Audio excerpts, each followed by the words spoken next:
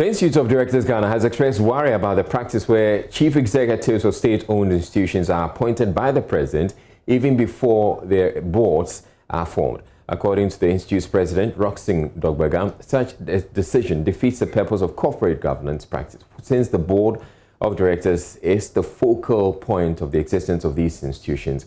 We're joined now via Zoom by the CEO of the Institute of Directors Ghana, Fred Ayite. Thank you very much for making time to speak with us. Now, you pronounced that the appointment of CEOs of state-owned enterprises before the boards are formed is not right and defeats the purpose of the establishment of the corporate governance structures. Please explain.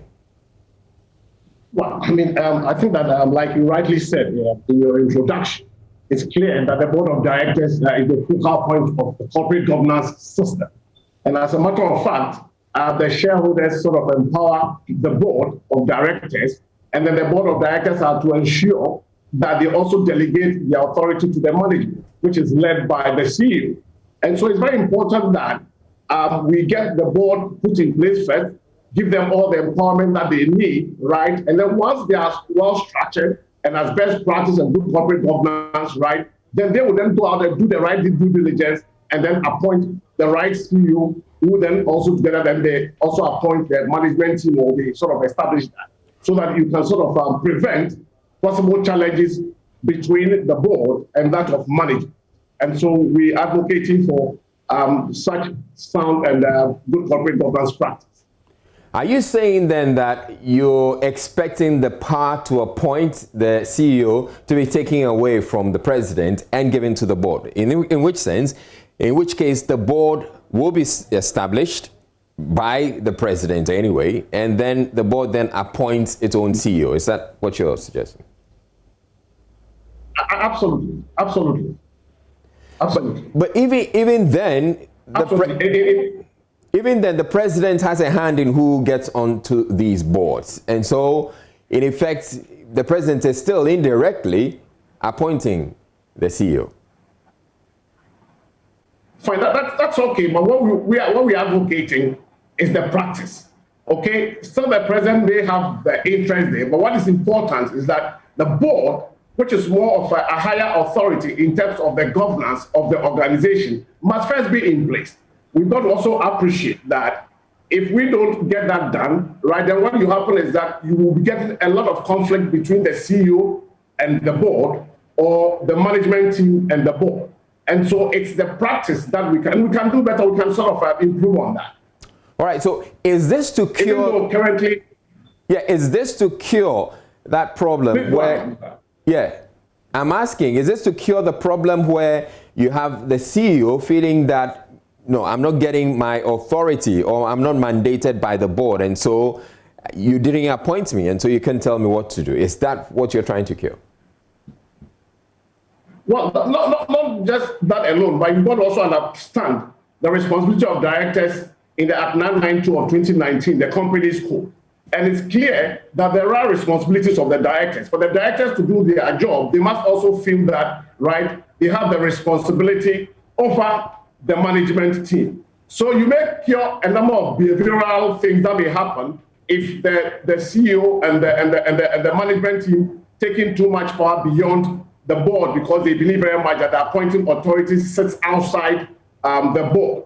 What we need to do is that, yes, the president may have the interest, right, to ensure that the right CEO is appointed, but the better practice is to ensure that we empower the board of directors to do their job so that they are held accountable for the ultimate organizational success or failure.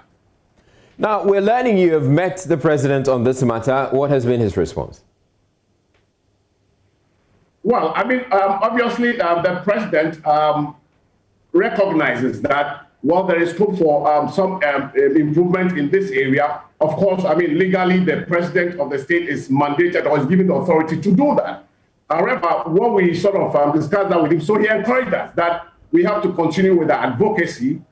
Yes, the road could be tough, though, but what is important is that he also is a main supporter of sound and good corporate governance. And so he encouraged us with this, and I believe very much that probably we'll be having some conversations depending on what is really available for him in terms of the operations of his team.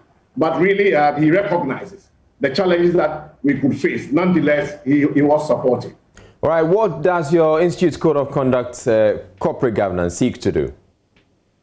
Well, so at the end of what it seeks to do is to also ensure that, right, in the corporate governance structure, it's important we understand that it also refers to the actions and the interactions, behaviors, right, of the organization and its actors. So the code of ethics or the code of conduct is to conduct the behavior of directors or our members, and also to ensure that they are doing what they are supposed to do, and they are doing that in the interest of the organization in terms of their fiduciary responsibility, among others.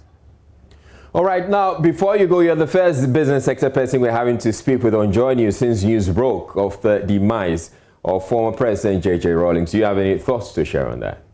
Well, I do, and regrettably, we are very sad as well as an institute to hear the news this morning. It's sad for the state or for the country to have a statesman like the former president and the role that he has played in this country.